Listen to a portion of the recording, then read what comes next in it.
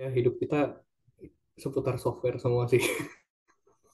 Ya, yang pasti tuh kita kayak tiap hari liatin Google, maksudnya Docs, Sheets, Slides gitu-gitu. Karena memang eh, Docs itu kan dipakai buat dokumentasi, terus Sheets itu kemarin yang buat project recap tuh pakai Sheets, terus waktu present itu pakai Slides. Sisanya eh, biasa tiap perusahaan beda-beda sih, tapi ada beberapa yang pasti sama. Contohnya desain itu Figma, data pakai Tableau, itu kayak sangat-sangat general dan banyak orang yang pakai. Communication pakai Slack yang tadi sempat dibilang. Project and Task Management kita pakai Asana. Maybe buat eh, mahasiswa itu sesuatu yang baru, tapi kayaknya di industri itu juga banyak dipakai. Tapi juga sebenarnya aku baru tahu pas masuk sini sih. Terus buat request kadang kita tuh bisa ada task apa kita request ke engineering itu pakai Jira. Jadi itu buat task management yang mereka juga. Dokumentasi bisa pakai Confluence juga sebenarnya. Jadi ada beberapa PRD, beberapa guideline itu di Confluence. HRIS pakai Workday, terus ya other software sebenarnya eh, tergantung masing-masing sih. Contohnya kalau bikin diagram pakai Draw.io bisa, pakai Figjam juga bisa, tapi itu balik masing-masing. Cuman ya itu aja, nah, maaf. Itu aja sih sekian external software kita. Kalau internal ada lagi software yang memang custom dibuat gitu. Eh, Suka duka di product management, waduh banyak sih. Tapi maybe aku speak dari experience aku di sini aja kali ya. Sukanya tuh ya banyak banget yang bisa dipelajarin. Apalagi memang ini company yang udah sangat-sangat besar, established. Dan maybe kalau bisa spill dikit, sistem internal kita pun waktu dibandingin sama perusahaan lain tuh lebih advance dari banyak perusahaan lah. Especially startups gitu. Kayak even though yang lain tuh kayak kita startup gede-gede juga, tapi ternyata memang Traveloka ini punya sistem yang sangat-sangat-sangat apa ya, advance, udah ya developmentnya udah bagus banget. Dan jadi karena semuanya udah jadi terstruktur, udah rapi, kita beneran bisa belajar tentang standarnya itu gimana. Apa aja teknologi yang bagus digunakan dan kenapa, termasuk apa yang works in real life. Contohnya kayak em, apa ya, fitur ini kenapa kenapa dibuat, kenapa memang ini work, dan kalau nggak work itu kenapa, itu sangat bisa dipelajarin. Terus ya thankfully Traveloka memang culture-nya bagus sih. Dari eh, sehari-harinya aman, senior dan bos sangat-sangat sangat membantu, mereka sangat-sangat ramah. Itu juga dengan engineers dan desainer dan orang-orang lainnya. Sebenarnya aku pas masuk sebagai anak intern, pasti kan kayak agak segan gitu ya. Tapi mereka tuh benar-benar santai aja. Mereka nggak anggap you rendah atau kayak, ah ini anak magang bisa apa sih? Nggak sama sekali. Malah anak magang tuh diajak buat involve. Dan kalau misalnya mau nanya-nanya apa, silahkan banget gitu. Jadi ya memang secara culture enak sih di sini. Terus maybe yang orang banyak tahu ya dari luar sana. Kalau ngomongin working at Traveloka itu pasti, wah kantornya bagus banget gitu kan. Itu ya benar juga sih, kantornya oke, lokasi dekat rumah juga, and benefitnya juga sangat-sangat oke. Dan secara teknikal ya itu sih, operationsnya, dokumentasinya rapi banget. Ya, Ya tapi itu kalau sih. secara dukanya nih apa aja tuh? Bukannya ini subjektif sih. Unfortunately, di perusahaan sebesar ini pengalaman magang aku yang pertama. Jadi kayak karena belum ada experience, aku butuh kayak 3 sampai 4 bulan cuman buat adaptasi dan settle in. Dan kemarin aku sync sama bos juga, sama my direct supervisor. Dia bilang kayak, iya sayang banget ya kamu baru bisa ngegasnya tuh di akhir internship. Jadi karena cuma 6 bulan, bulan ke 5 bulan karena tuh malah baru apa ya, baru bisa ngerjain ini itu dengan gampang, baru mulai ngerti semuanya, harus ngapain tuh udah ngerti. Ya begitu dah. Itu dukanya sih. Yang pasti paling pertama itu kayak yang tadi sih, learning experience. Dan karena itu sangat-sangat berpengaruh ya ternyata.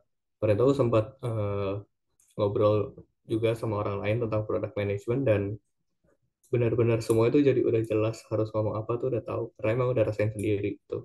So dari situ skill juga diasah. Jadi ke depannya misalnya kalau aku akan intern di tempat lain lagi atau akan full time di produk itu benar-benar ya udah ngerti sih harus ngapain. Dan kalau ditanya tentang technical stuff related to produk udah ngerti. Tapi ya biasa pemirsa tuh mau dengernya sih benefit yang lain sih ya. Contohnya kayak tadi kantornya enak, iya betul. Em, Terus ya kita hybrid working sih. Jadi nggak diwajibkan setiap hari masuk, walaupun ada harinya. Misalnya Senin, Selasa sama Kamis tuh wajib masuk, tapi sisanya hybrid. Dan kalau misalnya lagi ada halangan apa, misalnya lagi nggak enak badan, atau lagi ternyata urgent nih, nggak bisa keluar rumah, bisa request WFH sih kalau dibolehin sama manajernya. Yaitu the perks of hybrid working. Tapi tetap ada beberapa hari yang harus masuk. Kalau masuk pun sebenarnya daerahnya nggak terlalu crowded ya BSD, even though udah mulai rame. Tapi maybe kalau kita bandingkan dengan daerah lain yang nggak saya sebutkan daerahnya apa, itu sangat-sangat berbeda. Terus apa ya? Kita kerja di pinjaman laptop juga, itu kayaknya benefit yang orang mau dengar. Dan tiap hari ada makanan di pantry, insentif juga sangat-sangat oke. And regarding insentif, saya tahu gosipnya udah banyak di luar sana, jadi nggak usah saya sebutkan lagi. Soft skills, basically yang tadi, berarti yang tadi aku jelasin juga ya, regarding communication, teamwork, collaboration, dan lain-lain. Meningkat sih pasti, tapi kalau purely karena kerja, honestly aku nggak tahu. Karena emang, ya di awal aku udah bilang kesibukan aku nggak cuma di kantor, jadi channel buat aku ngembangin communication, teamwork, sama collaboration tuh lumayan banyak. Tapi, ya, perkembangan itu berasa sih di kantor. Jadi semakin ke sini kayak makin percaya diri aja buat komunikasi sama stakeholders lain. Kalau yang tadi aku merasa agak segan ngomong sama misalnya sama engineers atau sama desainer, sekarang udah lebih nyaman aja sih, udah lebih nyaman, lebih enak.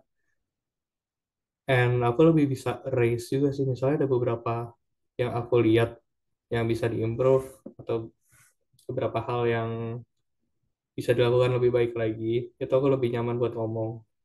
Dan sekarang aku lagi working on juga sebenarnya cara mengkomunikasikan sesuatu dengan jelas, singkat, padat, jelas gitu lah. Gitu sih. Cuman ya takutnya juga karena udah adaptasi 4 bulan jadi udah lebih nyaman aja sih. Jadi diri sendirinya udah keluar.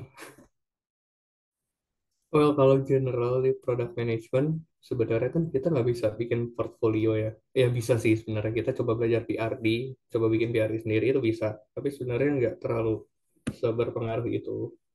Apalagi kalau internship, di mana flow internship aku kan kayak tadi ya, mostly cuman ya udah interview aja and ada sedikit problem solvingnya. Paling kalau misalnya tips adalah belajar problem solvingnya itu sih yang lumayan ribet.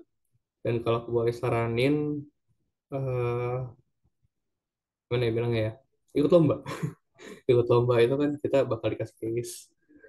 Terus kita harus basically menyelesaikan masalah yang diberikan. Itu akan sangat mengasah kemampuan kita. Dan pasti juga di produk kalau misalnya lihat orang menang lomba terus, oh berarti ini orang otomatis otaknya jalan nih, problem solvingnya jalan. Tapi ya nggak cuma lomba sih. Di BINUS ada ISK Study Club juga, sekalian promosi. Itu kalau nggak lomba pun kita tetap, seingat aku belajar sih, tetap bedah case, terus bisa ngobrol-ngobrol sama orang lain juga, atau sama aslabnya. Tapi ngajar di lab juga bisa. Jadi apa ya? Jadi pengalaman sih lebih tepatnya. Jadi udah ngerti kerja tuh nanti gimana. Atau kalau minimal nggak dapat pengalaman kerja kayak di kantor, lebih banyak belajar sih. Karena buat jadi aslep kan harus belajar ulang lagi dan harus sampai ngerti banget nih supaya bisa ngajarin orang kan. Jadi itu knowledge-nya akan sangat bertambah. Kalau kalian interest di hal-hal lain seperti like problem solving yang consulting, itu bisa kalian explore juga. Cuman di banyaknya program kayak sekarang, kalau mau ikut mentoring online juga boleh banget sih. Intinya bisa ngasah kemampuan kita, bisa ngasah network kita juga. Ya begitu sih. Ya ternyata tips and triknya sebenarnya mudah, tapi yang dijalankannya itu yang harus ada niat ya. Ya Harus mudah tapi ada susah. niat. Iya, niatnya yang susah kadang. Jadi harus bisa ikut lomba. Dari lomba itu sebenarnya nggak nggak cuman pengalaman aja nambah. Kalau misalkan menang kan dapat bonus gitu ya, bonus-bonus lainnya gitu. Enak juga kan kalau ikut lomba gitu. Ya. Oke, paling terakhir banget nih Jason. Kira-kira ada yang mau disampaikan nggak nih ke para binusian? Kalau misalkan mau jadi product manager tuh kayak gimana? Atau ada pesan-pesan lainnya gitu? Mau disampaikan ya. Yang pertama kuliah yang benar. Udah pasti. Em, Tadi kita sempat go through juga bahwa ternyata untuk jadi seorang product manager tuh banyak banget mata kuliah yang nyambung ya. Jadi kalau kita kuliah dengan baik pasti kita ngerti banyak hal sih pas nanti eh, akan interview atau akan kerja.